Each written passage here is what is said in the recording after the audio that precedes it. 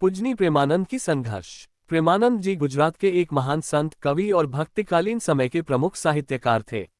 उनका जन्म 17वीं शताब्दी में हुआ था। वे विशेष रूप से भगवान कृष्ण के भक्त थे और उन्होंने अपने जीवन को भक्ति और समाज सेवा में समर्पित कर दिया था। कहानी का सार। प्रेमानंद बचपन से ही आध्यात्मिक प्रवृत्ति के थे।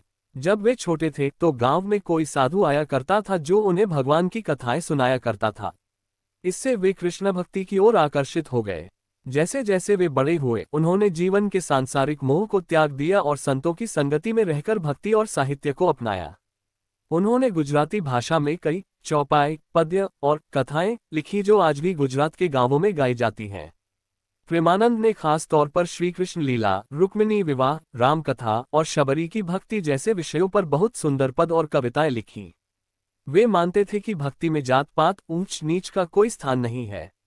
उनकी रचनाएं न केवल भक्तिभाव से परिपूर्ण थीं, बल्कि उनमें सामाजिक संदेश भी होता था।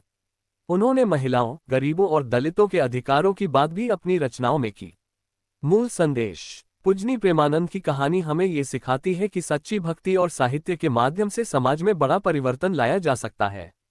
उन्होंने प्रेम, समर्पण और करुणा को अपने जीवन का आधार बनाया।